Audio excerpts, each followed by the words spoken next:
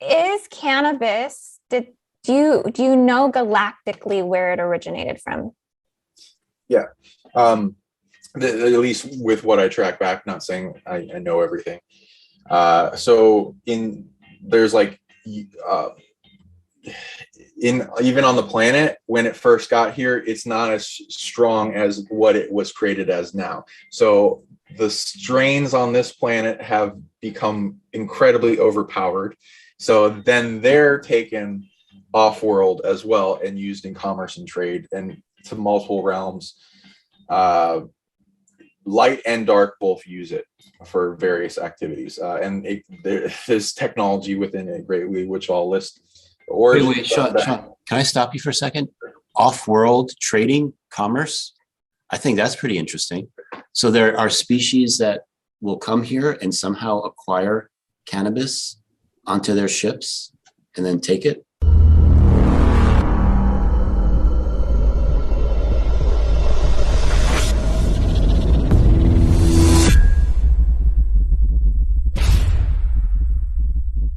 Namaste, Galactic family. Welcome back to my channel, Indigo Angel. Come on into this dimension. Guys, I have a very special update for you today, diving in a little bit deeper and a little bit more extensive into some topics that we're going to get into, such as the recent solar activity and how this relates to Mandela effects. I have the Mandela effect professional, the one who knows it all about this, Mr. Chris Anatra, Chris the Quantum Businessman. You may have seen him on YouTube. He's so awesome. So he's going to explain all of this to us. I'm going to be diving in with these guys today about the dark magical kingdom webbing just a little bit more. We're going to be going into Stargate portals and into the galactic origins of cannabis. 420 special for you guys today. Also with Mr. Sean Bond. He's amazing. He's a psychic healer. So I will let these guys go ahead and introduce themselves to you so you can get to know them a little bit more. And whoever would like to go first. Hi, everybody. My name is Christopher Anatra. You may know me as the Quantum Businessman. So I have a channel on YouTube where I make videos about Mandela effects and expanding consciousness and the holographic reality that's around us. And just having a lot of fun with especially this crew here today. It should be very, very interesting.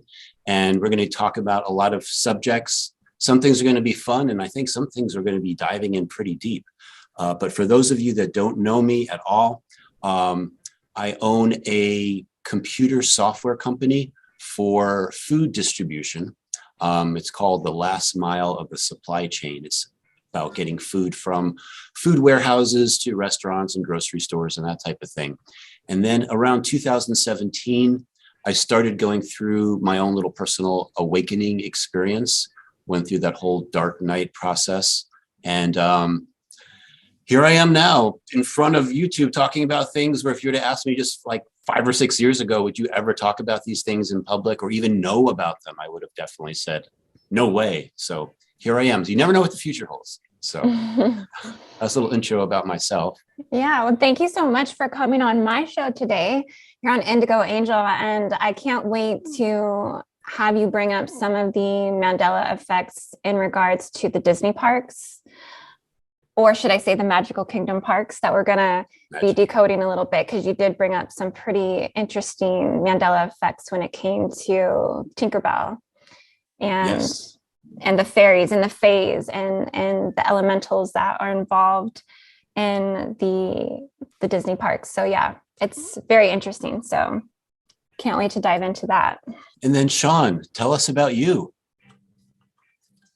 Okay, my name is Sean Bond of the PsionicLeague, and I have gotten into this a while ago through a bunch of positive, negative activation awakenings that propelled me on a journey to find out what this reality is, accumulate soul family back together and help the world grow and make a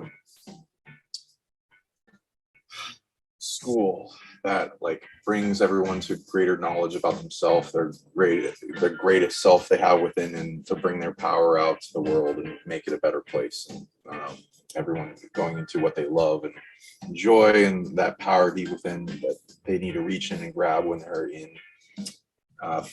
situations of facing adversity.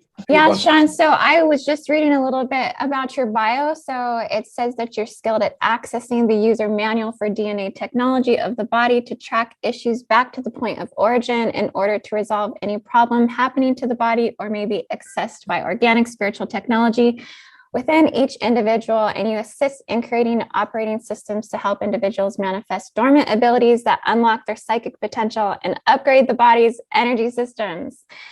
So that's so awesome. So how did you get into doing this work? So, and what kind of healing modalities do you offer?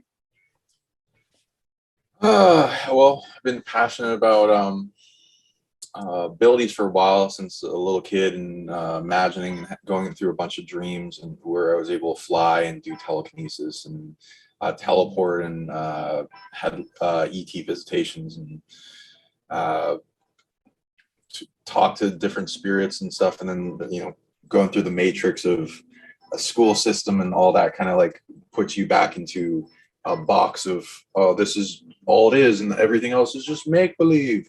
And then so after getting out of that, having experiences flung on me to where I've my empathic ability opens up dramatically wide, and being able to feel everything deeply, and then having the light aspect of that and the expanded universal love knowingness and coming in with that, but then also having it wide open and then getting attacked, and then having to deal with that and understanding the dark's also here, and it's not all just love and light, and having to learn how to protect myself to overcome that, and events that transpired in which I found out, yeah, you can do more than what we get told that we can do, and there are all these dormant abilities within us, and there's testing grounds we can put it through, and tests, and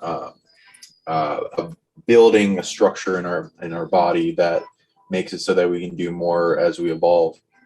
And so I've been getting addicted. I got addicted to blowing my mind, and then kept finding ways to improve and awakening, and knowing that IQ is not just a fixed number and you can improve it. So I wanted to be the best me I could be in mind, emotions, body, and spirit, and developing that to learn the path of enlightenment, and also superhuman abilities that people can reproduce, because I like to replicate what I see that exists, and then show that others can do them too.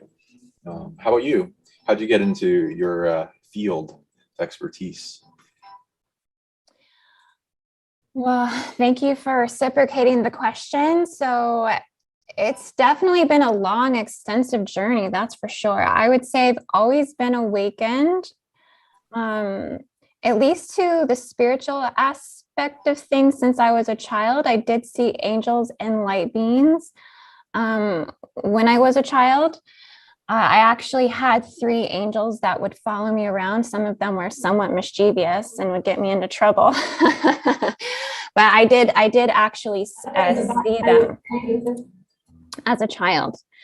And I was also very inquisitive as a child. I questioned the church immediately from 4 and 5 years old. I just knew something was not right and it didn't make sense. But I think as many of us on this awakening journey, I was called to go down a path of self-destruction for a while, because I wasn't receiving the answers that I think I really, really needed to fulfill my soul mission from a young age. And so it sent me down a path of destruction. And I had a really hardcore awakening because of that.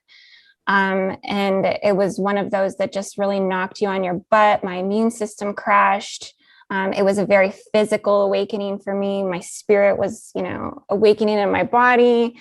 And I it was hard. It was hard because my immune system was crashing. And so it was one of those things where you thought you were going to die, you know, constantly. I was having near-death experiences all the time, or what felt like near-death experiences where I was constantly dying in the living, right? It felt like I was having these crossing over experiences. And so I just started really awakening probably in about 2013, I would say. And I went through so many different transformations, you know, it was such a crazy process, really. But it took me super quantum cognition. And I would say over the last 5 years is where I've really have developed and got on the course to grid work and grid keeping, and to where I am now, which is where I really focus as a planetary global grid reader. And that's really just really channel and focus a lot of my psychic abilities is from a global perspective, from a universal perspective, from a planetary logos perspective. And so that's just what I like to do. I like to be somewhat of a spiritual detective. I like to decode things. I like to pull in resources from any timeline that I can access. And I like to create and present a more rounded and global picture of what's going on from a quantum level to spiritual level to physical level to a galactic level, and just try to make sense of what's happening here to provide more truth and provide more spiritual alignment for the collective. And so within that, I also am, I guess you could consider me a spiritual healer. I do a lot of chakra clearings. I do seal removals, J seal removals, Draco seal removals. I teach advanced avatar master practices, which is quantum energy mechanics, you know, getting people the techniques and technology and tools to understand the dynamic aspects of their light body field, which is absolutely necessary to knowing what you're doing. You know what I mean? Like spiritual biohacking. And like you just said a minute ago, Sean, which is like thriving off of more knowledge, like thriving off of expanding your mind and your spiritual capacities. So I try to help people to get those tools to do those things themselves. And I've gone all in. My whole entire life is about this life. This is what I live for. So that's why I'm happy to be here with you guys, because I know you guys are all in too. So, and your stories are pretty incredible and amazing. So I know, Chris, that you wanted to, or you were telling me about the recent solar activity that was coming up, and that seemed like that was pretty relative, at least to some of the group grid session work that we did the other night. Because me and you together, we did a group grid session with about 24 other people where we were working on the grids, and we were remoting in, and we were you know, spiritually clearing the ley lines and stargate locations and vortexual locations in the grids. And right after we had that group session, you were telling me about the solar weather that was going on. And it seemed to be relative to the work that we did. It seemed to be, because there was one point we were like looking at the different magic kingdoms around the world. And there was one specifically in Hong Kong that we were looking at. And we were doing some work with that. And I was doing some light language with that as well. And all of a sudden, I just happened to glance down at my phone, and I get these text message alerts every time that there's some kind of big solar activity. And there was an X-class flare that fired off from the sun just at that exact same time, which is really interesting. It wasn't, now X-class flares are pretty big. There's a C class, there's B class, C class, M class, and then X class, which are big. So having an X-class flare is actually pretty rare to begin with, but we had one. It was from what's called the departing limb of the sun. So it wasn't a direct hit, but the Earth got bathed in solar radiation for at least, it seemed like at least 30 minutes. And then, you know, you talk about the sun and those type of things and Mandela effects. A lot of people that are into Mandela effects, one of the things they talk about is how the sun looks different. Like from their childhood, they might remember it being like more of a yellowish color. And then now it's more of like a whitish color. it's almost like those LED bulbs, like you can buy them by temperature, and the higher temperature are more bluish white, and the lower temperature are more warmer, more yellowish, warmer colors. So a lot of people are like, that's a Mandela effect. The sun was never that way before. And then there's another Mandela effect, that where our solar system is in the Milky Way has changed. Because I know for myself, when I was a kid, I was taught that our sun in our solar system was on the very outer edge of the Milky Way, in this area called the Sagittarius arm. Now it turns out, and a lot of people have spotted this, especially after 2013 and going forward, that no, we've always been in what's called the Orion arm. And we used to be way out on the edge, and now we're, in the almost getting closer to the center of the galaxy. So you take these Mandela effects, you take these things that are happening with the sun, do we literally have a different sun? Have we changed timelines and even Earths? Because geography has changed. Like, a lot of people are like, oh, Mandela effects, that's about the Berenstain Bears, right? Or something like that. Or Kit Kat bars don't have the dash anymore. They never had the dash. Or, a lot of people look at those topical things, but it affects geography. I remember the time when South America used to be right under North America, and now it's closer to Africa. Even the time zones are different, because I used to go to Brazil, and when I would visit there, it was always great because where I would go was Rio de Janeiro, and that was in the same time zone as New York City. So it always worked out great for business stuff, because the time zones were an exact match. Now it's like 2 or 3 hours ahead of us, because the continent has actually changed. So blah, blah, blah, yada, yada, yada. I think that all of these things that we look into, and when we add Mandela effects into the mix, it makes it like super interesting. It's like we've got all these pieces of the puzzle. We don't necessarily have all the exact answers, but all the pieces are starting to come in. So I find that all really fascinating, and I love talking about it and studying it and coming up with different hypotheses about what could be going on. So my question for you is, for our viewers today, could you actually just simply define what the Mandela effect is for everyone listening? Yeah, so basically what it is, it's when we remember something, when our consciousness, and we basically are consciousness in the way I see it, we're consciousness in a human avatar type body. So our consciousness remembers another timeline. So, like, I'll give you an example. So, okay, if I were to say to you, and this is the Magic Kingdom theme, blank, blank on the wall, who's the fairest of them all? What would you put in for the blank, blank? And I'll give you some preface. Yeah. That's from Snow White, when she's looking at the mirror. Mm-hmm. Do you remember what she said? The first 2 words? Mirror, mirror on the wall. Exactly. Yeah. Right? Now, you didn't just make that up. You didn't just pull it out of the air, right? You remember it being mirror, mirror on the wall. So do I. So does like probably most of the world's population that's watched that movie or knows Disney stuff. But in this timeline, it's always been magic mirror on the wall.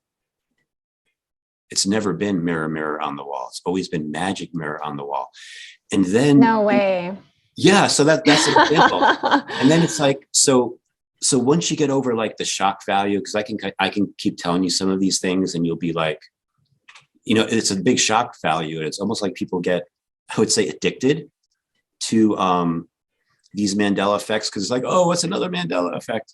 But then sometimes you can read into them and be like, okay, it's changed. What's the meaning? Magic mirror on the wall.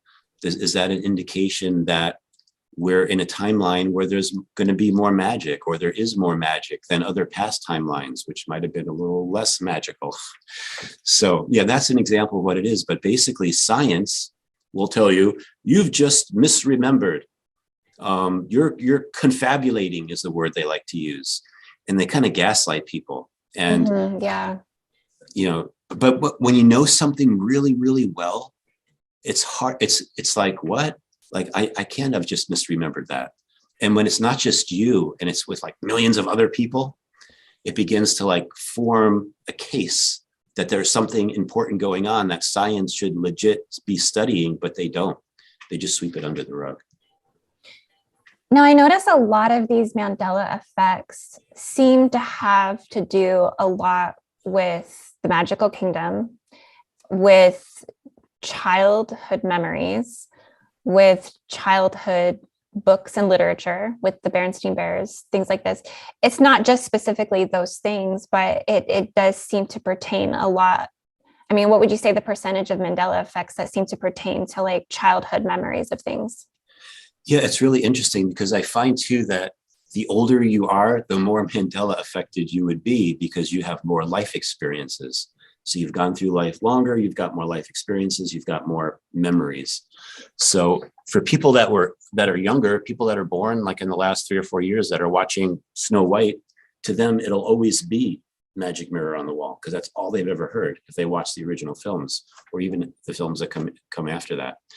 And even some of there was was it called The Hunter? There was some newer film based off of Snow White, and they even say, I believe they even say "Mirror, Mirror on the Wall." The Huntsman. The Huntsman. Thank you. So they don't even say it the right way to match the original one. Why? Because when they wrote that script, whoever wrote the script clearly remembered "Mirror, Mirror." They didn't have to cross-reference it. We call things like that residue, when things you can find evidence in multiple people of things, or sometimes there'll be costumes or very interesting things like, for example, the Monopoly Man. A lot of people remember him always like having a monocle. Mm-hmm. He's never had a monocle, but you can get like costumes of him to dress up like the Monopoly Man, and it includes a monocle, but he's never like, there's no monocle on any Monopoly board game going back to like whenever it came out in 1925. So that's the concept of what residue is. So it gets really interesting and really deep, really fast. Yeah, It residue. explains like quantum physics observer effect and the Schrodinger's cat box of observed potential of what is and retrocausal reality being shift things. Observer effects that we can the observer can change the outcome of the experiment, and the perception between the light back to the brain of what we perceive is changeable.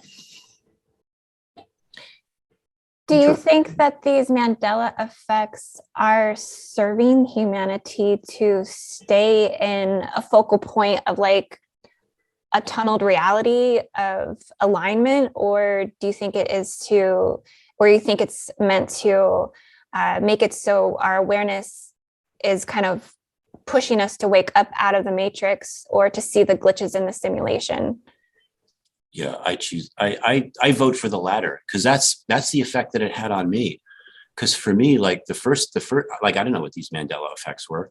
It was back in I think 2017, maybe 2016. I was watching a video of the JFK assassination, and I saw it like I don't know, hundreds of times as a kid. I knew exactly what the car looked like and how many people were in the car.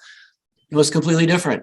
And I thought somebody was playing a joke on the internet. Like, who are these extra people? What's this weird car that they're in now? Blah, blah, blah. So when I saw that, it hurt my brain. Or I have friends that are very religious and they read the Bible over and over again, and they know what scriptures say. Like they know script, like in Isaiah, the lion will lie down with the lamb. It's never said that. It's always been like the wolf will lie down with the lamb.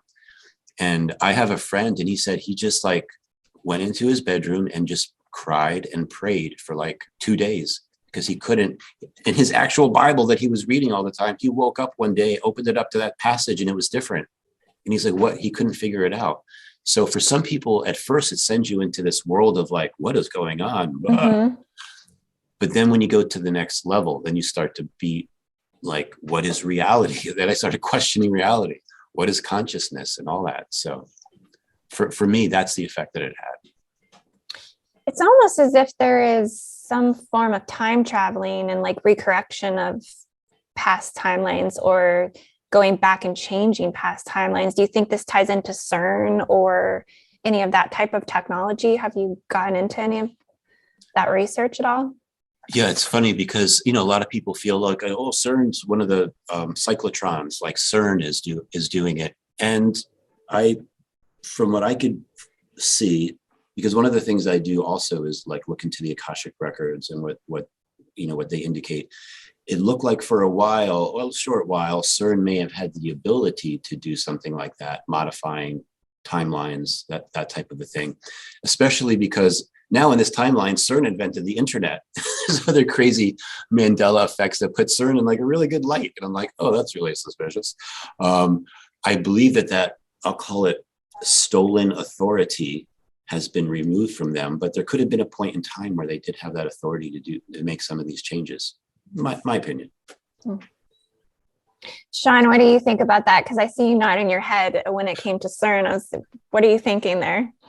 I agree with them. Yeah, it's like a timeline war, and like being able to see what goes on in like a tree of growing expressions or a garden of votes on where the timeline gets pulled in directions and manifestation. When time is not everyone has the authority to change things. So when the dark they steal the most of their authority, they steal.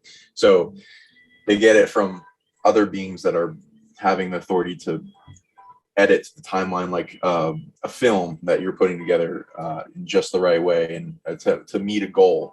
Earth is doing that with a goal of the timeline we're on, in reaching a goal where we evolve out of drama. And there's a large amount of timelines that get created and offshooted off each other that hold expressions of things beings want to experience and want to play out, but not on this timeline, such as like apocalypses and collapses of society and negative timelines. And some of them have warring interaction and have like a big multidimensional apex predator in them that's steering it that direction, that they stole the authority to have the timeline go that way. And then some will even learn tech or steal tech to try to bleed over to other timelines, because they may know that they're not on the timeline that is most important. And so then they, like the man in the high castle things, which I'd love Chris to go into more with how that's like the play out of like the Nazis branching out into to other timelines.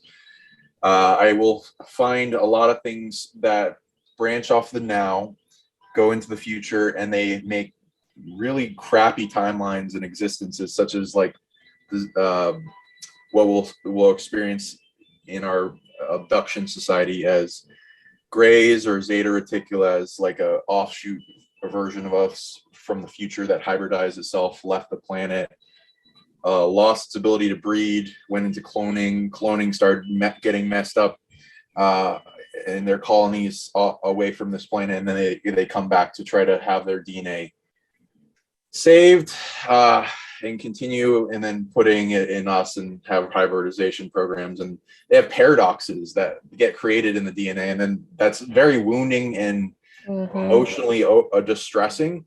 As soon as I like, when I try to interact with the Greys, I try to help them.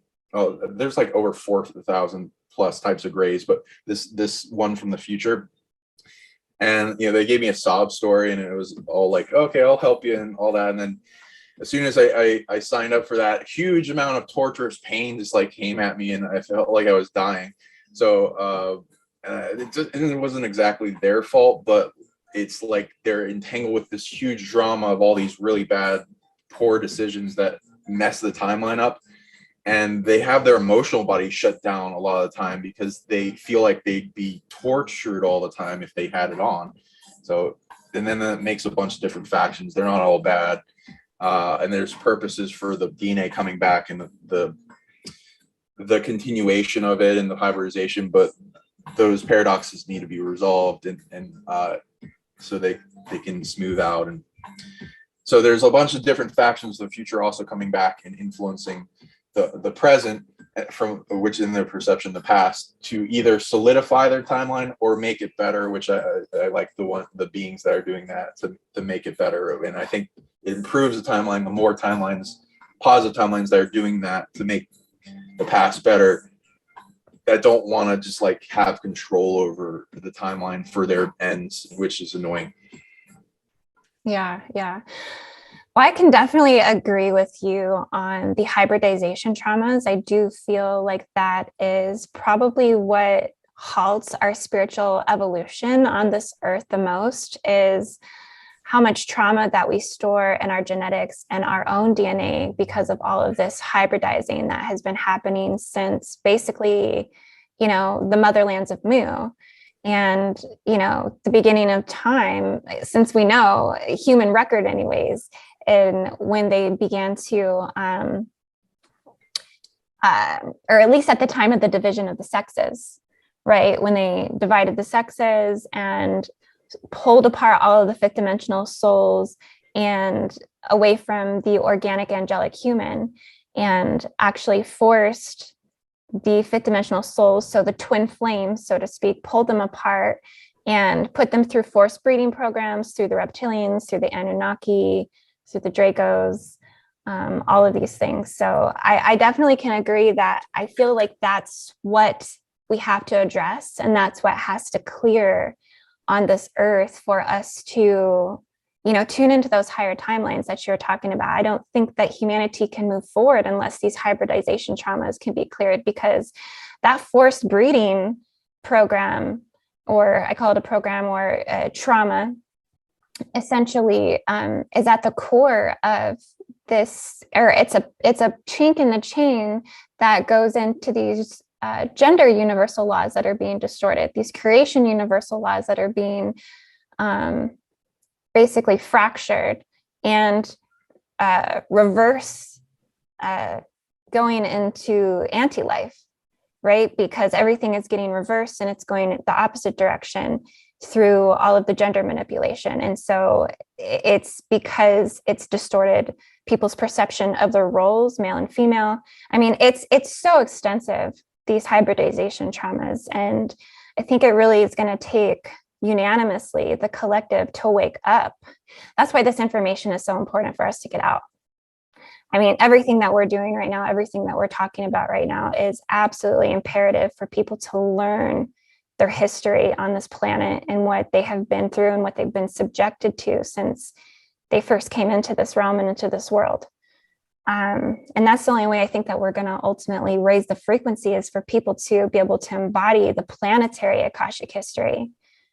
I think everyone thinks it's this magical gateway that they have to have some sort of magical shift in their ascension for them to be able to have that embodiment. Really, it's just about knowledge. It's just about getting knowledge. It's just about being dedicated to wanting to know these things.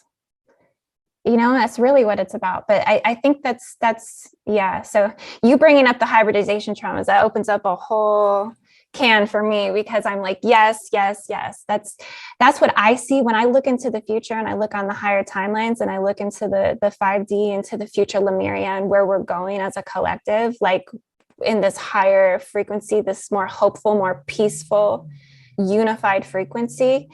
We've healed those. I'd love to hear what you have to say on the beginnings of the start of the battle of the sexes, because for pretty much everyone, it's like that's alive.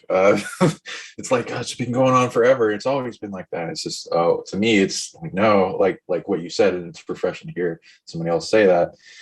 It's not been fully. There's a time when we haven't been divided by our class system to like divide people by race, by class, by gender, by political beliefs, by every polarity under the sun. The tools of division and Machiavellism, divide and conquer, so that they're easier to rule over. And as we bring all these things to unity and knowing and truth and care, and like it's like marriage counseling. We bring the polarities together. If they really hate each other, let's say that, then they have to put up their boundaries, and they have to never cross each other's boundaries. And every time one of the other sides crosses their boundaries, it is them perpetuating the war, whether they know it or not. And then that should be frowned upon. So then the boundary is made strong, and then they can start unifying and trading and giving what they both bring to the table back together, and they come to complete unity and like bringing loves together. But they don't have to, be the greatest love, but like love between everyone, and how we spark that.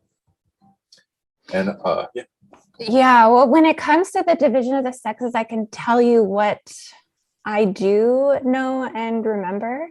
I have to really tune into my Hydra knowledge, and it takes me into galactic Hydra knowledge. Yes, the serpent constellation, the primordial progenitor serpent race, the Hydra system. Which I have been shown that this is the progenitor race to the Pleiadians and to the Anunnaki. And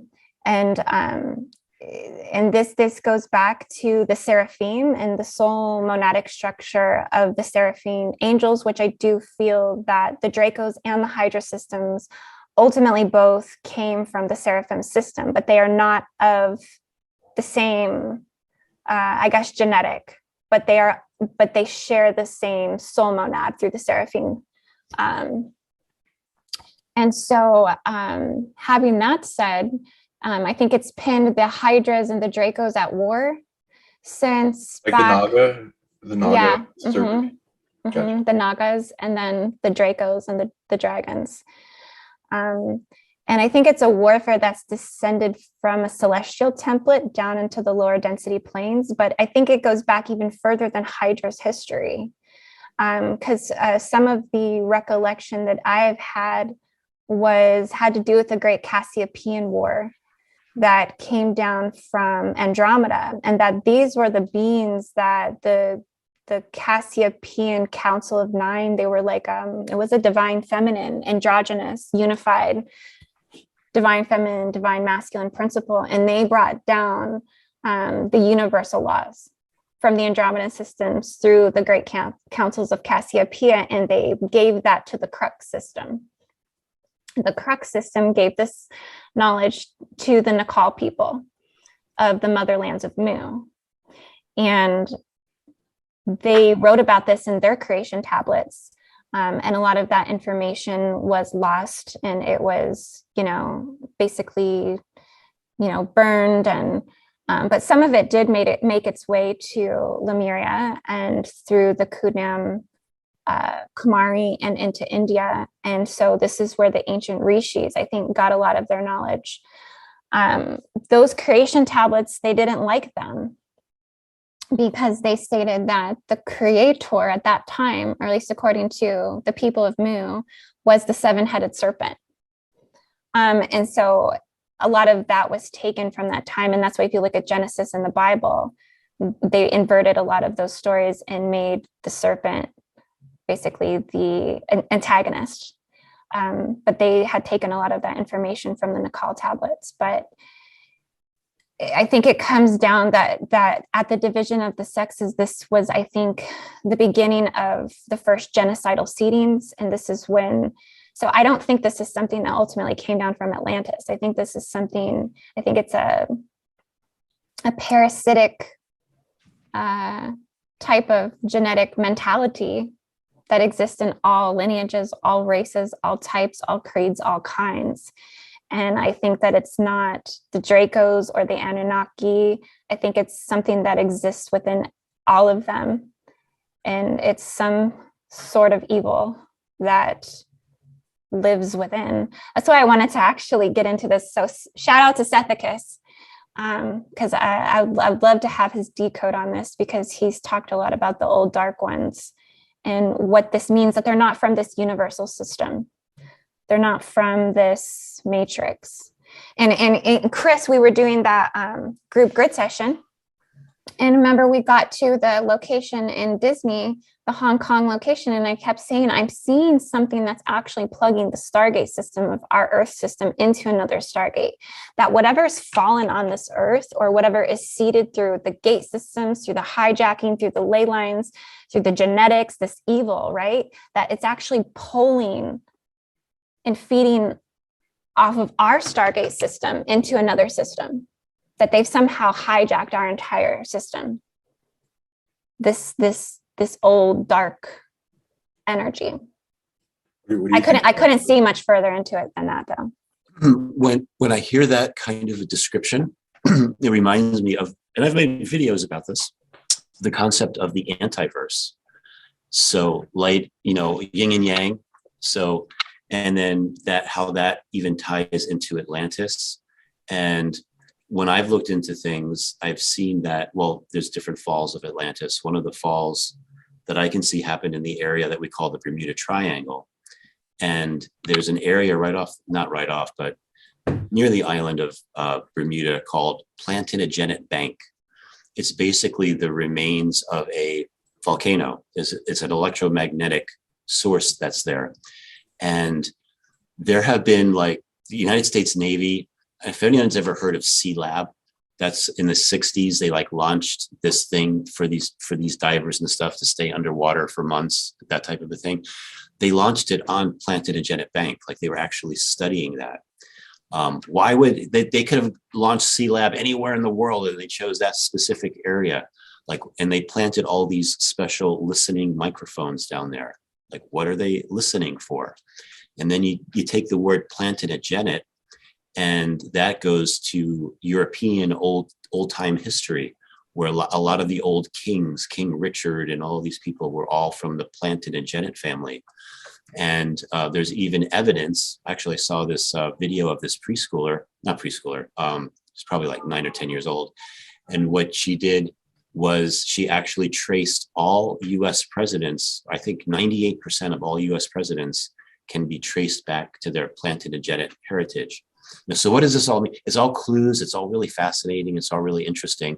And then how that tied into Hong Kong that you saw, if it's the same type of network, is, just starts tying everything, all these pieces of the puzzle start coming together. They definitely do. Yeah. Do you mind if I go to the map? No, do it. Oh, lots. It's a lot of when I'm tracking back apex predators that are entangled with parasitic attachments with a lot of people, it eventually goes back to a bunch of things getting through ritually opened with dark stolen, a lot of stolen authority portal between this universe and the antiverse. I've seen this happen. I'm tracking it back. It mostly just happened once on this planet. It's a lot. It takes a lot to open it, and each time it happens, there's more and more blowback and things wanting to stop it from happening again. So there's a lot more resiliency. It's like a growing thing. So I saw it, like you said, happen once in the fall of Atlantis on the Earth, and then before that, it happened in other solar systems, like Alpha Draco has one. Orion had one open. I saw one happen in Sirius B. A few other places that, like the Dark, have corrupted a place and invaded it quite heavily, and then they stole a bunch of authority from a bunch of different individuals altogether, because it's like a nuclear key that you got to have multiple members sign off on. And so they get their stolen authority from that. And then I usually find a bunch of beings have a time war over it. The light try to go back in time and stop it and prevent it and shrink the whole thing down to less space, less time it was open for. And then there's a war with the Dark of them trying to get through the portal from the antiverse and then get as many beings over here and as possible. And then that's like a tug of war. And some of the back doors that are open have been resolved to a certain point, and the resolution seems to be a trade of certain beings from our universe going over to the antiverse and certain beings from there. And it's a what is it called when you trade students from other countries? Foreign exchange students. Yeah, it's like that, but darker and dramatic. and they're usually like associated with the same type of spirits, and there's like a balancing act between it, because the antiverse is like a lymphatic system that compresses a bunch of the viruses and negative beings that are invading the multiverse from other multiverses. So it's a resolution of, okay, before you invade all the high quality needed to be protected universes, you have to go through the antiverse, and then that usually slows them down or changes them or brings them into some type of unity with the multiverse before they get their agenda done. But the bigger predators, it won't really stop them, and then they'll try to dominate the antiverse and then try to do what they're doing, which then hack into other universes in the multiverse and reach down to the places that have the most authority, most effect on other places, such as what Earth has got. Yeah. But yeah, I'd love to hear about this map. Sure. Well, I'm kind of, it's all of this really ties in, because this is my dragon grid. I call it the fallen dragon grid. Everybody on my channel kind of knows about this. I talk about it all the time. But it's running antiverse templating. It's running reversal templating. It's running anti-life templating. It's charted by draconic energy. So China being the head of the dragon, Indonesia being the claw, and then the spine of the dragon being the UK, the Welsh portion of the UK, and then running this templating. So it's kind of like a anti-life templating. So going from a galactic or a celestial perspective, and then breaking that down in terms of universal and planetary systems, and then into overlays or inorganic or anti-life control networks in the grid structures that are running collective energy, and those whose light body fields are attuned to those control anti-life matrix systems. Basically, their light bodies or their fields are then funneling in that direction and following the systematic programming or the hive mind mentality of that control system. And this one runs, I think the thing about this one that really ties into the magical kingdom, each of these controls systems run different facets of what's going on collectively or governmentally, politically, social issues, humanity issues, basically. This template, you can see it kind of looks like a dragon, but this is running a lot of the AI singularity vortexes, because that's how it kind of facets in the grid, is through the AI singularity vortexes and the technology that's running in China, in the UK, and then also in Silicon Valley in California. How the magical kingdom ties into it is, I looked up all of the largest magical kingdom parks and seen that those parks were running inside of the dragon templating at all of these white locations with the stars here. 3 of those magical kingdom locations in the head, in the spine, and then in the tail, and then down here in Orlando. But all of the magical kingdom parks running on the 33rd parallel, which the 33rd parallel is a really important ley line globally that's running life and anti-life technologies basically into the grids. It's operating off all the major stargate systems in the world, basically along that ley line. There's quite a few that run along here. But generating the quantum energy and the quantum technology, and again, assisting those galactic anti-life realms, because everything that's hijacked on those levels is also hijacked in the planetary fields as well, from the rod and staff of the central vertical pillar of the grid and in the planet, all the way to the ley lines into the gate systems themselves as well. And so, yeah, it's just really interesting how all those magical kingdom parks kind of fall into that grid templating. They also, this is one that I did that just charted all of those 13 schools. So I recently put out a video just talking to parents, like, if your kids are in these harvesting facilities, you might want to rethink their education at this point, just because of everything that is coming down the pipeline when it comes to the magical kingdom, going into that Mandela effect of this hypnotizing technology, this fantasy technology.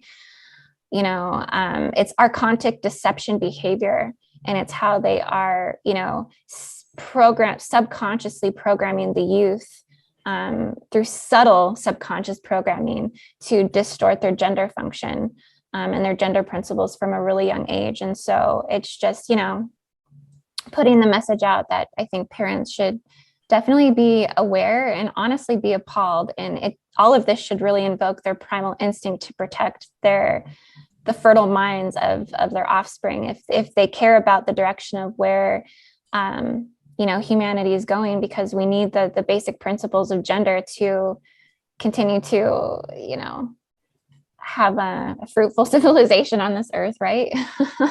So yeah, so that's why I did this. But yeah, it all really ties into the reversal and the anti-life technology, right? Because if we want to distort gender principle, that's feeding an anti-life technology, or an anti-life grid, or anti-life genetics, or an anti-life light body field in terms of its particle rotation. Everything would be going in the direction of destruction, basically, because that's not what actually brings life on this earth. I wanted to say something about the Orlando location. So there is the theory and evidence, et cetera, from like the Akashic records and so forth, that location could have been where the legendary Fountain of Youth was located, or at least some kind of a magic wellspring. And maybe that's something that Walt Disney actually, you know, chose that property for a specific reason. It was all swampland, but maybe there was something that was special that was there. Therefore, the name, the Magic Kingdom.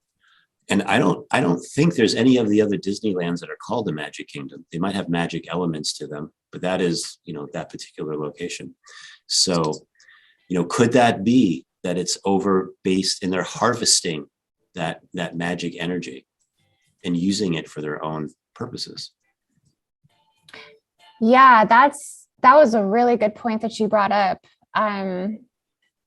You know, because the guys that originally created the parks, they were supposedly they were members of the CIA. They were into remote viewing. They were into higher, you know, studies of technology when it comes to these things. They probably had the files to the Montauk projects and all of the experiments that they did on humans when it came to hypnotizing and basically, you know, distorting the mind control programs. And that came down through, also they had access to Tesla technology. So I guess some of the carousels and things like this were built on Tesla technology. So, and they strategically structured this in the ley lines perfectly to, like you said, probably capitalize or hijack the potential fountain of youth, or the fountain of youth being a gateway itself to more greater areas of reservation pools of greater energy or collective energy in the Earth's field. I know when we zoomed into this location here the other night, it was really interesting how we were seeing that there were like pools of reservation, like of water or like fresh water underneath this land of Florida here, and then possible civilizations that actually like underground inner earth civilizations that live down in Florida. And then we also seen what was interesting is these ley lines from Orlando going through the Bermuda here, and then through Louisiana as well, with New Orleans, you know, being known for like voodoo magic, and it's just a really heightened area as well. And that this is also like how they're pulling some of this energy or potentially capitalizing off of that fountain of youth energy. There's also a pyramid we just found out about in New Orleans, underwater.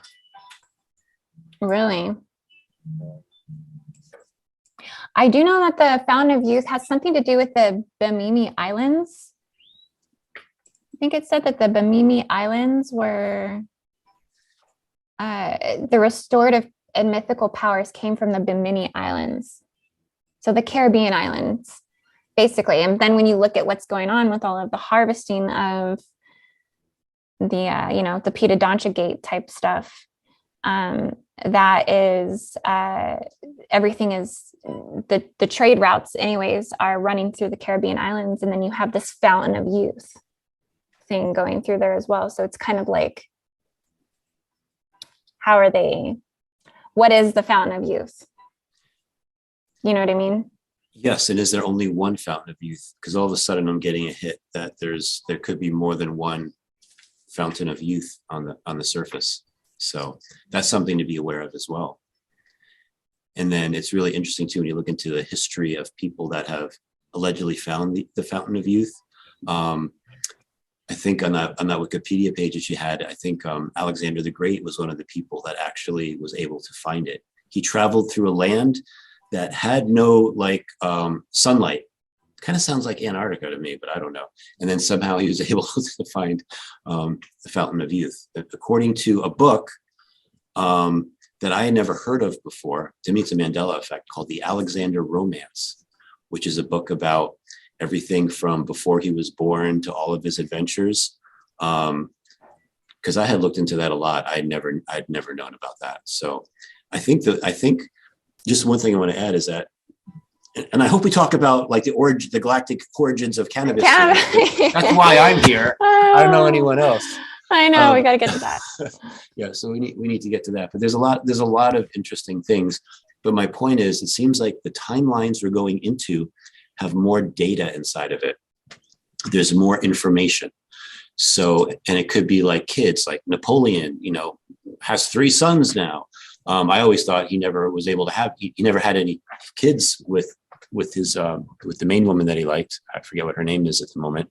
But now he has 1 legitimate son and 2 illegitimate sons. So, but I never knew that before. But that's just an example. There seems to be like more information that flows into these. As we advance in the timelines, we're getting like just more data that comes with them. Yeah, absolutely. I think all of this is just to keep awakening us more and more to the reflection of ourselves and how we need to keep going and doing that deeper inner work as a collective.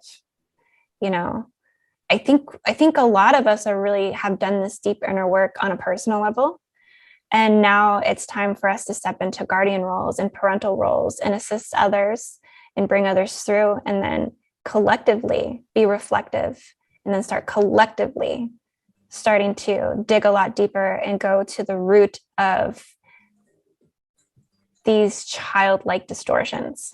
I think this is what all of this with the magical kingdom, what's come up, this is where it's taking us, is to go to the root of our collective childhood traumas.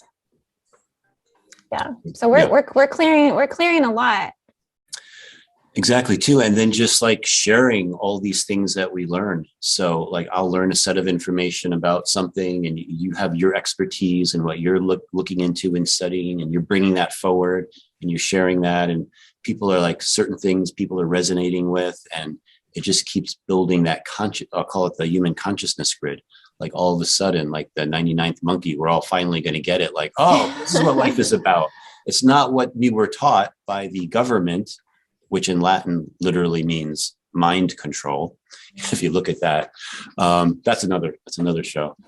But the whole concept of the galactic origins of cannabis, like, is it just something that's just right here in this particular Earth realm, or does it exist in other places? Sean, what do you think? Sure, I'll put my 2 cents in. Yeah, and then feel free to bring up your questions on this gracious of days for yes. This many things have happened and manifested and magically that people have experienced on this day. What could have happened on this day? So yeah, with cannabis, and you know, I'm not an arbor of truth, so this is what I tune into and track back with multiple people and interact with the collective. So feel free to, you know, people add their thing to it, and it can kind of mesh together. Uh, it seems to exist a lot of places, on and off planet. I've tracked it back to where it's being cultivated as a medicine for healing, emotional remedy, for vision improvement, peace, amplification, and evolution. So there's a lot to it, and there's, you know, many different strains in the branch of the ganja goddess that drives it, and then all these different people incarnating into the different plants, seedlings, and cloning and offshoots, and so people that are highly invested in it might find themselves spiritually involved in different strains, especially if they cultivated a new one themselves. They'll be part of that, and like if you evolve, you can incarnate, branch off like soul part versions of yourself into multiple experiences. You may even already have them in this plant medicine. So, and we're not condoning drugs and use and all, you know, whatever I'm going to talk about. People are going to do this whether we say to or not. So, but this is for those that are in the trenches of this experience and of needing it to, you know, escape or take care of stress or heal many wounds, because it like replaces 20 medicines in just the use of that.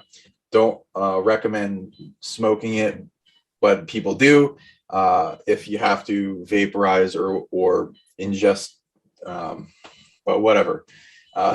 People do it for fun too, to heighten their experience. So understand it. I also understand both communities in the spiritual movements that like are for or against it, understand the purity aspect of it, because you should never have use anything for a crutch, but at the same time, some people really need it. So I understand that. And then there's the cool factor in the culture. And so like, use with moderation, no judgment. I agree. Moderation is key. Yeah. And 420 show. So feel free to ask as many 420 questions as possible. Please permeate the chat with them. Okay. So when I track it back, there's a lot of activity, especially as it was cultivated with greater amounts of THC or CBD. So I'm preaching. I have a question for you. So is cannabis, do you know galactically where it originated from? Yeah. At least with what I track back, not saying I know everything. So there's like, even on the planet, when it first got here, it's not as strong as what it was created as now. So the strains on this planet have become incredibly overpowered. So then they're taken off world as well and used in commerce and trade and to multiple realms.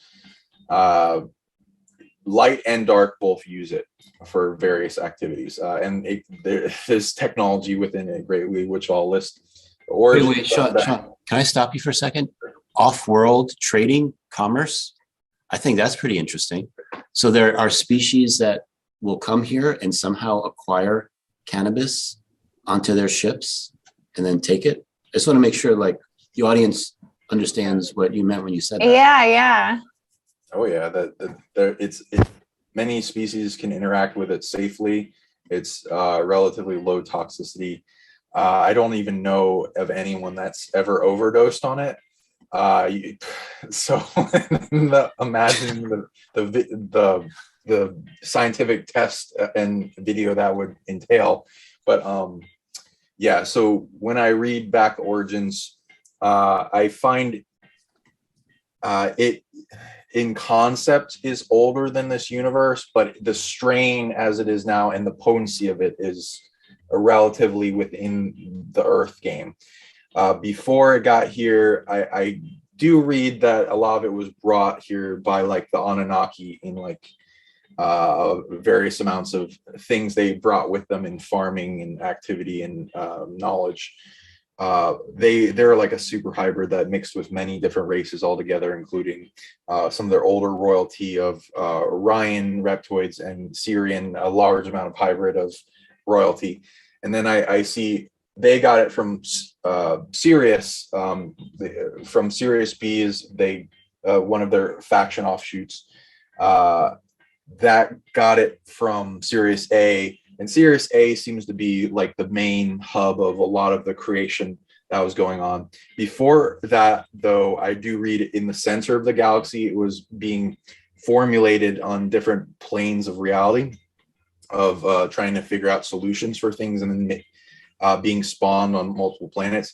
So the planet Sirius A, one of the planets in the Sirius A star system, seems to have spawned it. But before that, it was in multiple dimensions of formulation in collectives in like the center of the galaxy. I read it was formed both by the prime creator of the center of the galaxy, like a whole bunch of angels, like a collective of, let's see, I wrote in my note. I knew angels smoked. Yeah, it was a collective of billions of spirits that came together to formulate the collective of it. 90% of them were angels, 5% dragons, and a bunch of elder plant and tree spirits that were from other planets that were trying to form into this new expression. And then I knew it was dragon because Puff the Magic Dragon. It had something to do with celestial dragon energy that brought it here. That's a good point. Yeah. Yeah, we can go into the Puff the Magic Dragon. I think that definitely the highest, biggest cannabis dragon that there exists. It could have different strains could have descended from different systems. Like we have the draconic strain, the Anunnaki strain, exactly, Andromedan strain, Syrian strain. Yeah, that Anunnaki hashish. Yeah, like you say, I read it is being used both by light and dark. It is used in valuable purpose-serving activities by both, and so it's high value. Even on our international space station, I saw some leaked videos of one of the astronauts going and then holding up a bag. So you see it smuggled everywhere, if not, just directly traded. And then why is it illegal to begin with? Like with the categorization of drugs and that whole crap system that's going on. We know why. I'm sure you guys can add to it, but it was seen as a threat to both the oil industry, the textile industry, the woodworking and clothing, and a bunch of other types of like what you could make in opposition to oil as a fuel source, and like how hempcrete could save the world, and how fast hemp and cannabis grows to where it can produce more oxygen and suck up more carbon out of the atmosphere, so it could help save against global warming or whatever. Which is actually kind of like resurfacing again, because there was that NASA scientist that chained himself to a building and was jailed. Did you guys see that? Did you see about that NASA scientist who was like freaking out about global warming? And there was like 100 other scientists who were protesting and also facing jail time for the public not listening to the scientists' concern about the carbon emission levels. What they do in the protest?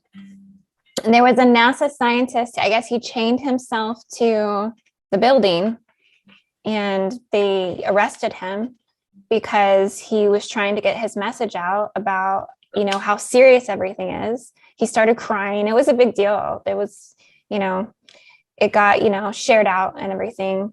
This was just last week, I think. Yeah.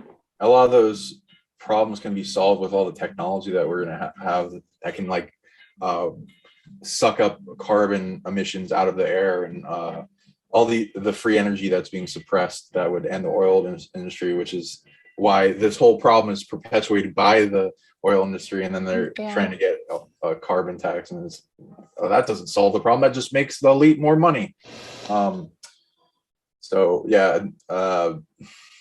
Man, and it also like makes you, it's for those that partake of it, it makes you think differently. It makes you see outside the box. It makes you see into other realities. You get visions, inspiration. It will have a good and a bad aspect. The bad aspect, I'd say, is it gets you into either being a couch potato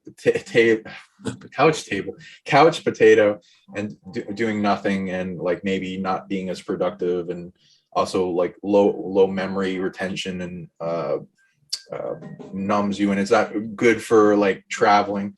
But yeah, that's, you know, there's boxes for each activity of things, so moderation with it. So not to Willie Nelson or Snoop Dogg smoke every day. It's really about like strain with your genetics too, right? Because they have so many cultivated strains now. I mean, I don't smoke that much, but when I do, I actually use it medicinally. I don't even see it as a drug. I see this as like a medicinal plant, and we're bringing in, you know, this natural resource to help us with anxiety, help us to relax, help us through ascension processes, ascension symptoms, help us achieve higher fourth dimensional states of mind.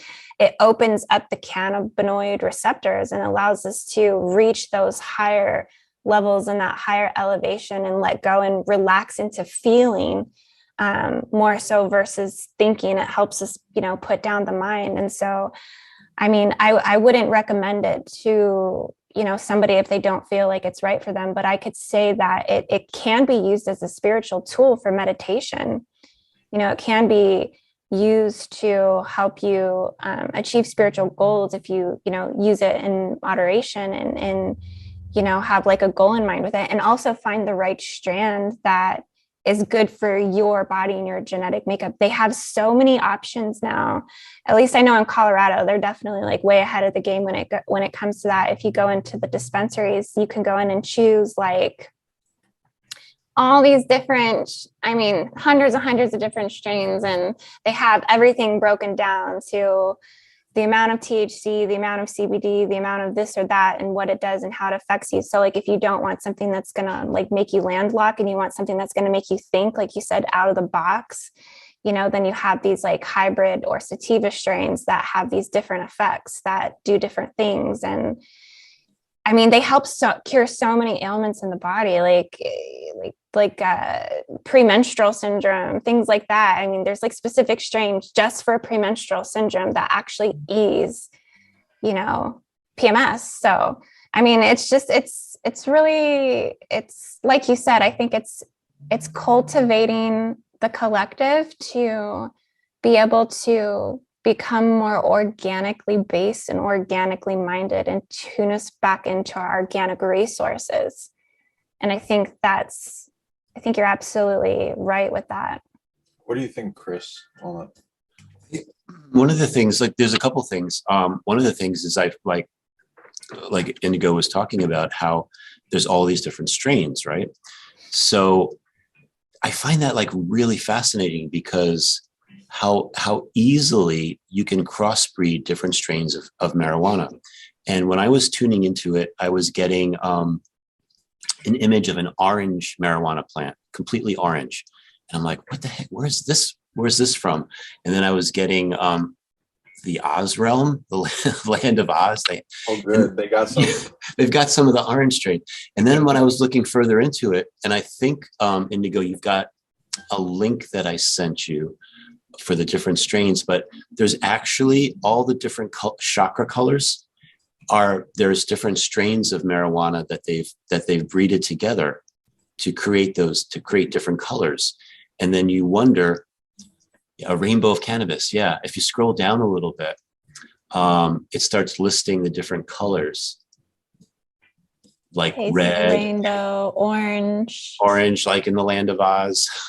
And does that, orange, sacral, creativity, fertility, more alkaline conditions, tangerine dream. Yeah, so I find that really interesting, and I find it's interesting how humans can also, like this type of, like, different types of races of humans can breed together, certain, like dogs and cats as well. Like what does that all mean? And then our cannabinoid receptors, the CB1 and CB2 receptors that everyone has in every cell of their body, and how the cannabis plant is like a key that turns the lock. And what does that actually mean? Could that, on a deeper level, could that mean more of a connection to Earth? Could this be another way that we could go closer to Earth? And I know for myself, like, I never tried. I was brought up very, very religious, and I didn't even try anything like this until I was in my 30s. And when I did, my first experience was like, I can't believe this is illegal. Like, it totally like relaxed me, because I was always like very tense and everything.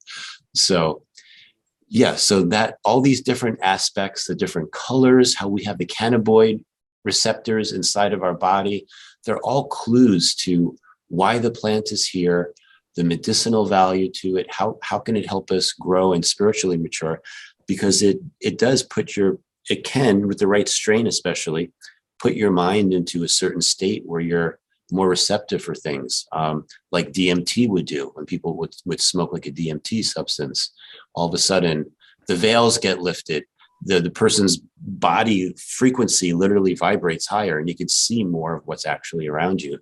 So these are all different properties of cannabis that many will continue to explore. Yeah, I really like the point you just made with the key. It's the key to the cannabinoid receptors within us.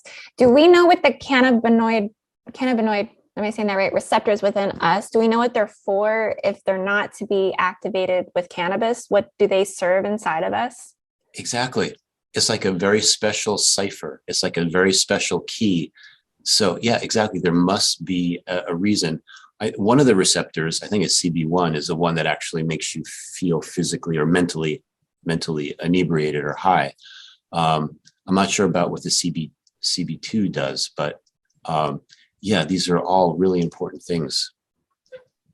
I'm liking the color show, but yeah, there's a lot to it. With the receptor thing, I'd say that scientifically it can be like looked into, like with what all the other receptors do with the chemicals being introduced to the body, and neurotransmitters, and the ray of perception, kind of like unlocking a perception, and what the little subtle changes do to our experience, like when DMT like hits or some other type of drug experiences, what we can perceive the dimensions around, even like non-local stuff, like an antenna or a radio receiving a signal. So like tuning into the cannabis technology, there's like greater stuff going on that we haven't even tapped into fully. So people that are more cultured or experienced with this will have some interesting experiences that have unlocked that. If they do large heroic doses, I'm sure they've started having interesting experiential trips. So some more notes of what I've found and tuned into with it. You want to have a good relationship with the spirit of the plant. Treat it with respect. Any substance that you're taking in, you can, based on your relationship with it, can change your experience. If you're being very sacred and loving towards it, and respectful of the objects of power, then it will treat you well. Same thing with mushrooms, same thing with other psychedelics. If you want to get them to like you, if they're haunted, if they're entangled with a bunch of stuff having to do with the person you got it from, the drug deals, the whatever, the pharmaceutical industry, the GMO crops, my God, GMO cannabis, the worst, most haunted stuff I've ever had, causes incredible paranoia. It opens up portals. It sucks. If it's nice, organic, well-grown, well-treated with love, then it takes you on an amazing experience with no paranoia, intense visions, and lots of creativity, and just have the greatest time. So you want to learn how to de-haunt your product before you intake it as well. Not saying that it's all haunted or whatever. A lot of the time it will de-haunt itself. The collective is engaged with every member involved, and they're trading. So everyone using cannabis is trading with the ganja spirit and the collective around that, and for what things they're good at. Usually what they'll get if they don't like ask for anything is like, oh, you'll get trapped emotions released or resolved. You'll have pain relieved, or it will resolve a bunch of stuff in a healing methodology, and the spirit will trade with your higher self. If you can like ask for things you want and put that into the programming of the cannabis as you evolve. You can also smoke magic into spiritual locomotion.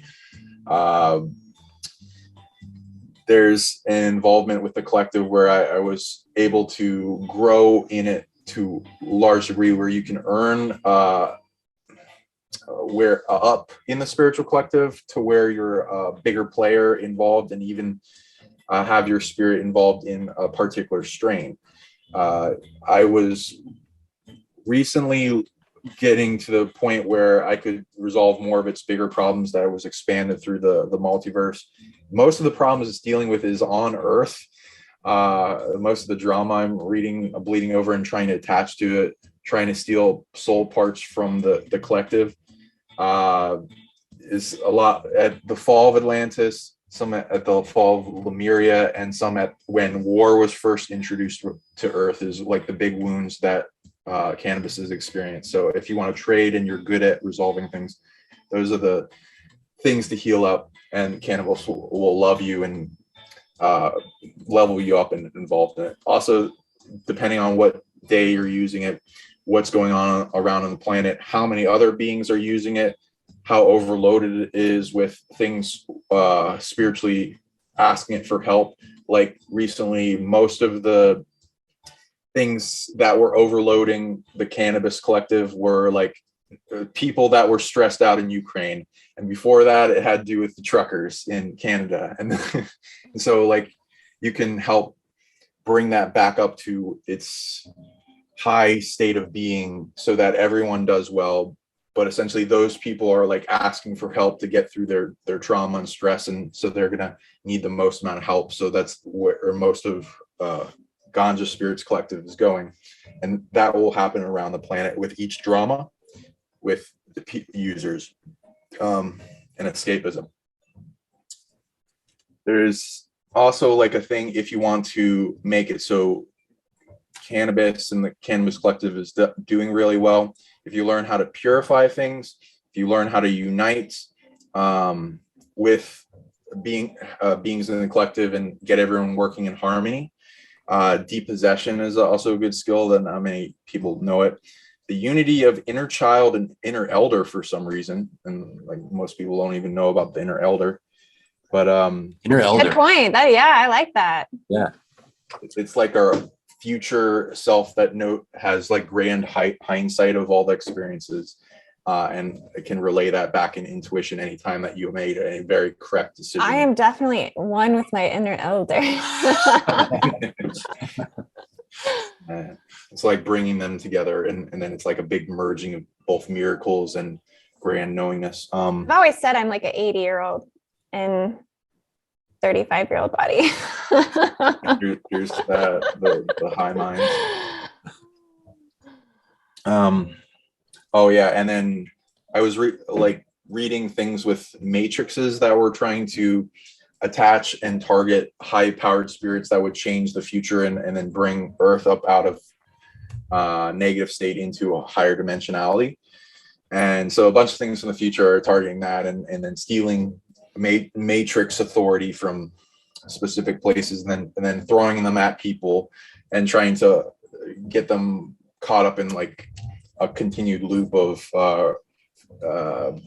limiting in them and holding them back.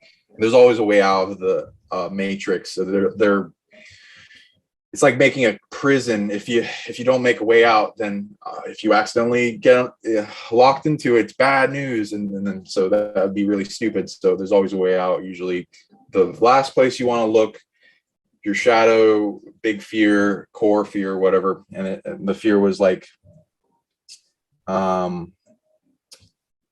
it's like like when people have the need for cannabis or other drugs and they need to escape, the fear is like, I'll never be able to feel whole again or be satiated on my own, or resolve the thing that it keeps coming up emotionally. And if you face that and shrink it and transmute it down, you resolve any dark aspect in that. Then there was a situation I was reading into the directions that cannabis played in the timeline war and how much it changed things. And the more people that partake, it like awakens them. It seems to get people questioning the government a lot. And like you said, it can cure a bunch of illnesses. And like the Rick Simpson method has been used to cure cancer if you overload the body with cannabinoids. Can you guys both talk a little bit about what you think it does to the timeline that they're stopping it, from trying to stop it? I was getting some downloads as you were talking, almost as if I had the question, what if the entire warfare, the whole cosmic drama was over cannabis? And we didn't even realize it, like on a quantum level, like that's what was playing out. Yeah. It's like people think this whole game is about humans. No, it's about the cannabis. It's not over money at all. It's about cannabis. That, and then also what you were saying about getting people to question the government. I'm wondering, if we look at this, because it does seem, with what happened in 2020, we had more of this cannabis boom that kind of took over, and I think more states have legalized it. I know it started originally in Colorado, and then California followed, and Florida and New York, and all the major hubs. Still illegal in Alabama. With it. What is up with that? But it's just a very super red conservative state. But it makes me wonder if we took some sort of spiritual survey as to how many of those who are on this spiritual awakening or on this woke path, how many of them partake in utilizing cannabis, what percentage we would see of how this is contributing to this global awakening. It'd be really, really interesting to be able to kind of dissect those statistics and find out, is this maybe at the core of what is helping people ascend and wake up? Yeah, that's a really good point, because that's exactly what happened to me.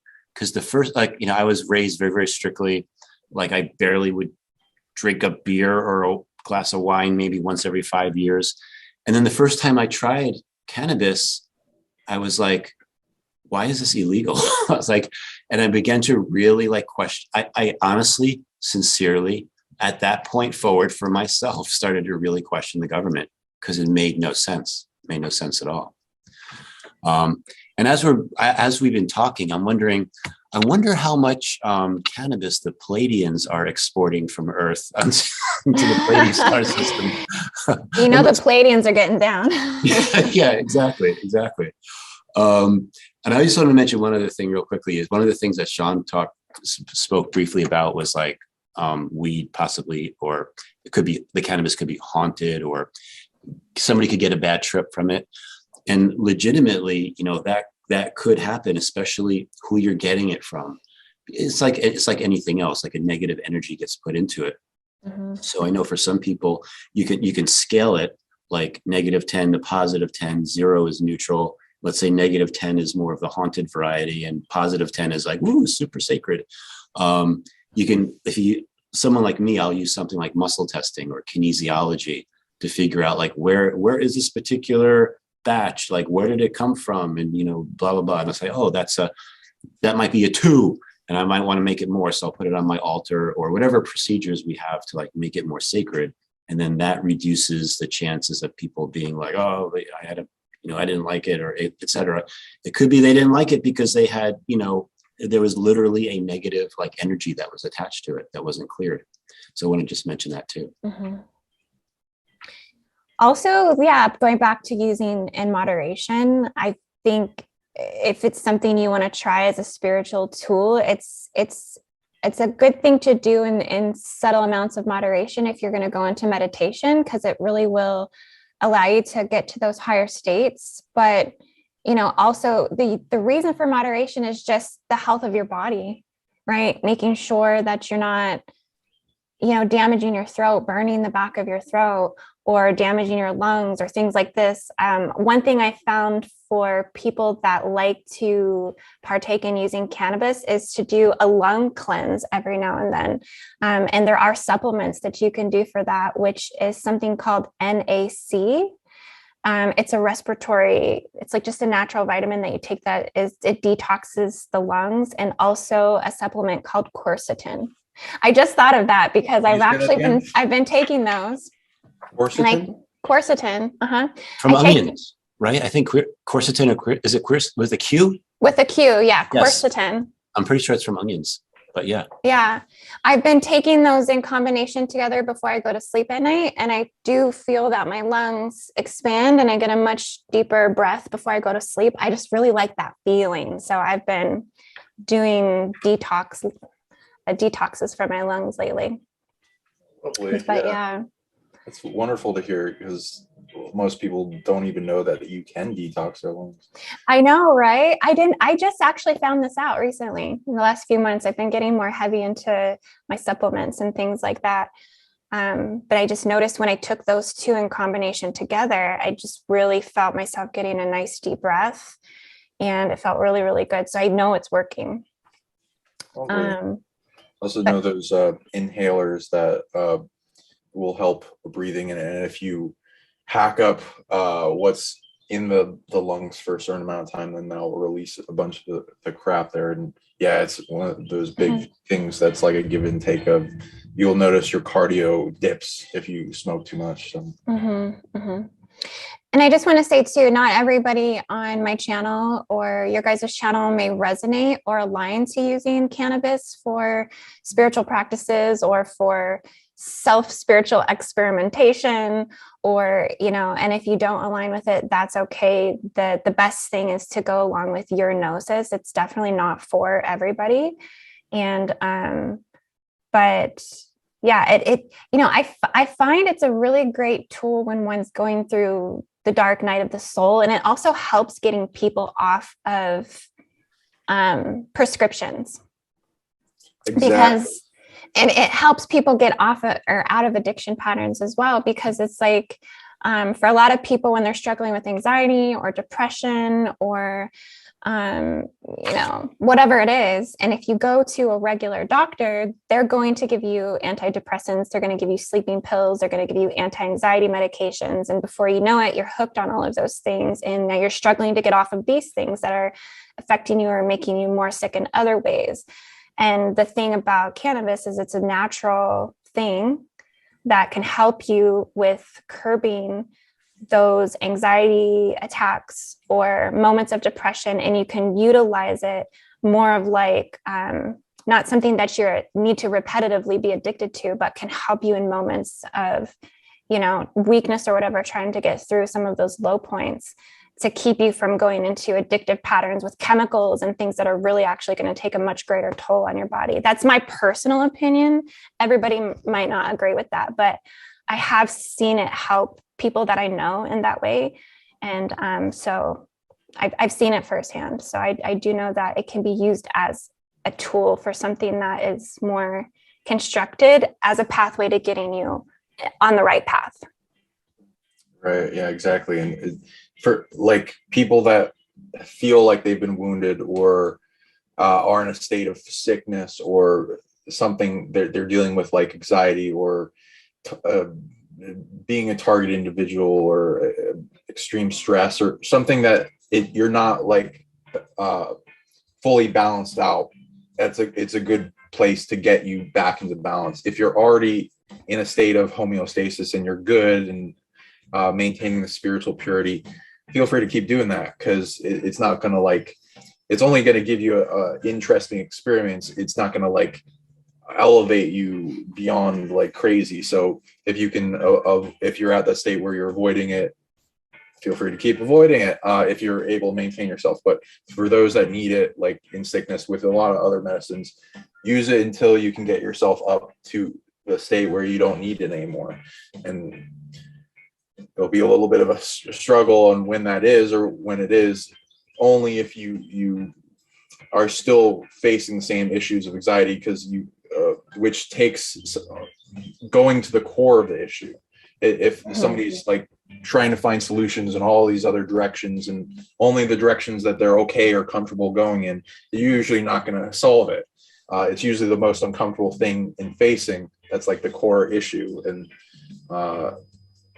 whatever time you need to do that, go for it. And then this thing will help you get along with it, because it helps you create dopamine and serotonin, oxytocin, and the things that help you feel elevated, happy, and blissful to amplify that experience. That in itself is a repellent to a lot of negative entities and stuff. They feel very uncomfortable when you're feeling happy. They have to like put you down to their level. Though if you use too much of it, then you will not be able to create your own so that there's the detriment aspect of it. So moderation, as long as you're cultivating your ability to feel joy all the time in all the situations with like mindfulness and enjoying being alive and transmuting all the negative emotion that we're holding on to. And if there's targeting involved, then it's like a certain amount of trauma that wants to get resolved, that's either coming up from the past or the is involved in the present, and you're quarantining that as a survival mechanism to take care of later. So it helps you resolve that for later. You in the moment you can still resolve it, but and then it makes it less of an overwhelm. But most people don't do that. They just put it aside and then push it deep down, or like when they drink or something. It's definitely better at resolving negative emotions and trauma than alcohol. But Yeah. This is definitely a very interesting conversation today. I've never actually openly spoke about cannabis on my channel before. So yeah, I guess the cat is out of the bag. People know how I think about it now. We love you all, no matter anyone's opinion. Yeah. But do you guys have any last closing things that you would like to say to everyone watching today? Any messages that you feel are most important that we took away from today's conversation? And we covered a lot. We were kind of all over the place. But yeah, I just want to tell people to keep watching the sun, because I think the sun is really important. I think we're getting downloads. I think that we're getting upgraded, whether we like it or not. I think there's a lot of good things happening. And, sometimes people are afraid of solar flares and the cosmic radiation. We're even getting radiation from other stars. There's other types of things that are actually coming to the earth to help and assist us, and as we go through this next phase. So yeah, so for that, always keep an open mind about everything. Don't be so, like, a lot of us get set in our ways. I know I did. One of the things I've learned is I have to just keep growing and expanding, because you keep on getting those special aha moments, like, wow, I never thought about that, or wow, now this connects to this, and now that makes perfect sense. So yeah, and I appreciate being able to be on your channel, Indigo, very much. And thank you so much for coming on. It's such a pleasure. I want to actually highlight your channel really quick, so let me just go to that to tell everyone to subscribe to Chris's channel. This is his channel here, Quantum Businessman. The universe is based on commerce. Yes, like Palladians buying cannabis. Yeah, and I have this series of videos I'm working on called Symphony of Realities. And my latest thing is I'm putting together a set of videos about flipping the chessboard, I call it, waking people up to about all these secrets about how reality works. Okay. But yeah, I mostly about Mandela. Or is there any videos here that is a must watch? Boy, it depends what you're interested in. A lot of people are finding the video I have about, do you ever see like the pictures of the Anunnaki or different deities and they're holding what looks like a purse or like a handbag? A lot of people have wondered what that means. And sometimes they have like a big watch on their wrist in the hieroglyphs or, put into the stone monoliths. And, what is that? Some people say, oh, that maybe represented a bag of drugs or a bag of seeds. And then with the Akashic records, oh yeah, Symphony on the right-hand side, Symphony of Realities, Act 7, Concepts, Scene 1, second row down all the way to the right. It's got like a lady holding a purse in front of her. And this one here? Okay. Yeah. So people might find that fun because I take things that happen, what I call soft disclosure, like elements of movies and so forth, to show how we've been taught what it is, but we just never connected all the dots, in my opinion, the way I see it. So was it a bag of drugs? I don't think so. Was it a bag of seeds? Could be, but I don't think so. But it was something else. A bag of cannabis. Maybe some of them have. Some of the Anunnaki were walking around with those, but I think there's a whole other. Is Anki holding? That's the big question. No, I'm just kidding. Yeah, exactly. So that's one that a lot of people have given me a lot of comments about because it's really expanded their consciousness because they bring science into it. So I'd probably say that one. Okay, awesome. And then this is your website. So if people want to check out your website. Yeah, it's very, very basic. I'll be adding more to it and different services and how you can, once you understand how the matrix works and what exactly is involved with that, like how you can be prosperous and how you can actually, not take advantage, but understand how it works. So I'm working on putting those different types of services together. Okay, awesome. And Sean, do you have any last closing messages to our wonderful audience today? Sure. And also want to get a little of the chat's interesting things if you had any comments on it. But and going into like the origins with Sirius A, it's when I track back DNA lineages that come from there, it's like garden world. It has like a bunch of different realms. Refugee adopts a bunch of species from other places that were fleeing from other worlds similar to Earth. So there's a bunch of stuff that would accumulate and then immigrate here, such as like Celtic mythos things, Japanese mythos things, things like lung dragons, Lord of the Rings type of things, with your gillyweed. So there's a lot of magical orientation around that planet, and so that then went into the collective that has to do with cannabis. So there's some interesting things to unlock with that, and the secret abilities that it can lock an individual and turn online and link them to past lives and altars and vision questing and all that. With the Palladian thing that you guys are reading, I read into that a little bit. How do we get on to labeling the Palladians as the ones who are toking it up? Those drug using no.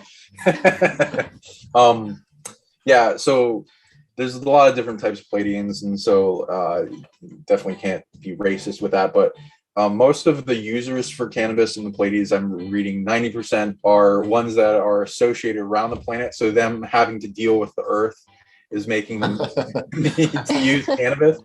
And there's like stories of them getting super emotionally overwhelmed when they come here and interact with us as a species. We're super dramatic.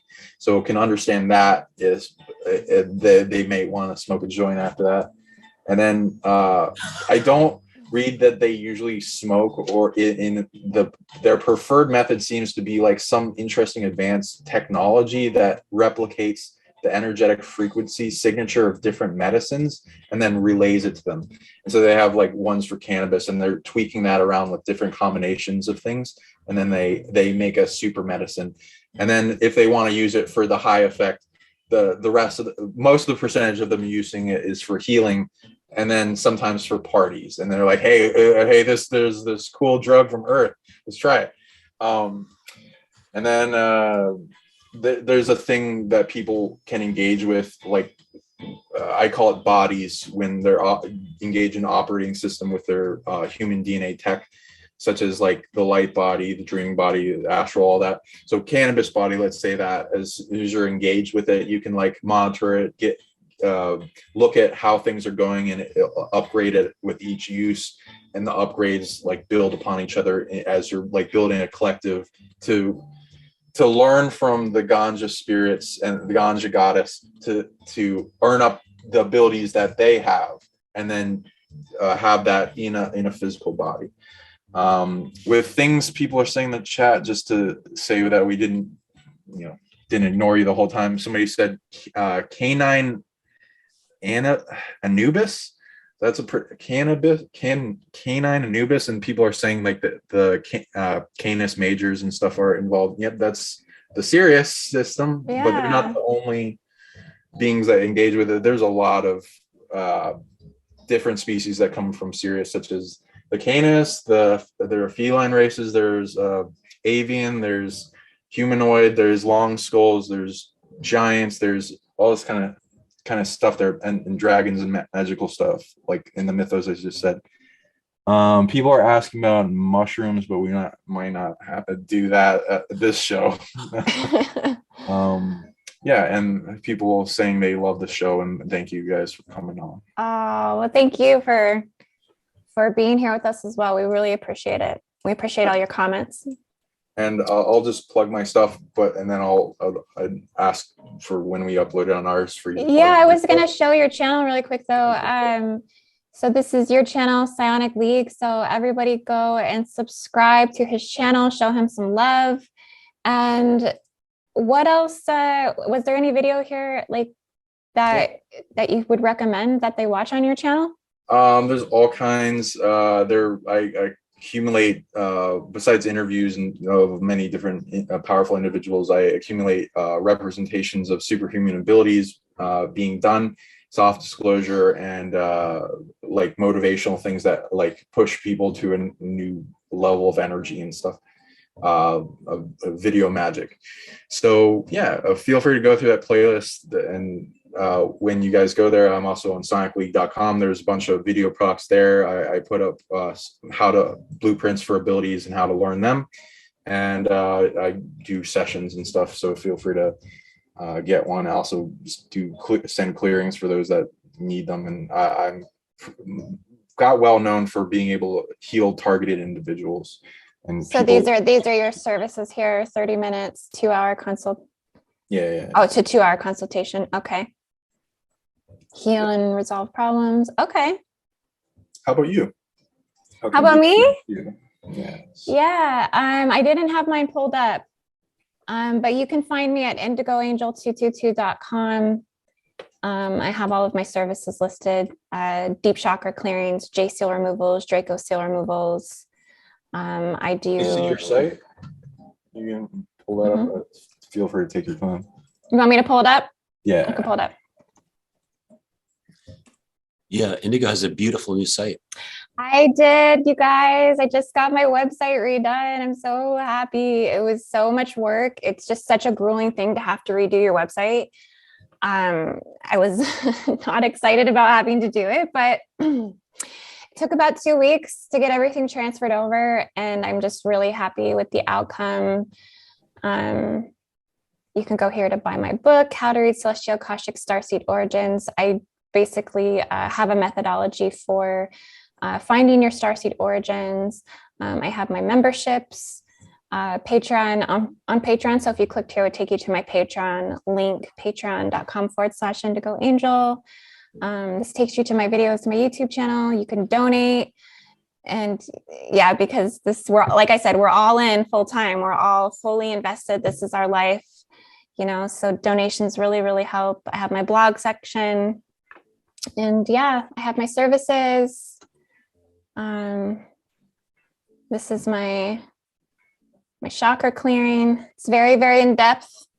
It's about, can last to 2 to 2.5. I've gone 3 hours with some people, where we systematically go into each dimensional field and just basically clean you out.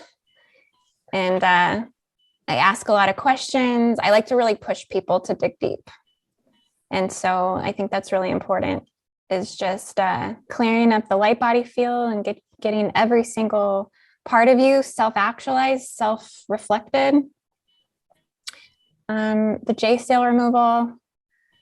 And we did a group J seal removal the other night in the group grid session that we did. Chris was with me for that. And it was really, what I realized right after that was that the actual crucifixion wound, like of Christ, it was underneath the Notre Dame temple in Paris, or in France. And so that kind of, all that information came to me right after we did that. So I thought that was really, really interesting. The Draco seal removal, my advanced avatar master practices. I have packages where you can get the starseed origin reading along with services, and one-on-one Zoom meeting consultation. So yeah, there's a lot there for sure. But yeah, so thank you guys so much for coming on today's show. It was so much fun. And hopefully we can do it again. And so I hope everyone watching had a good time with the 420 special. And namaste, take care. Yeah, be responsible. Be responsible, everyone. Exactly.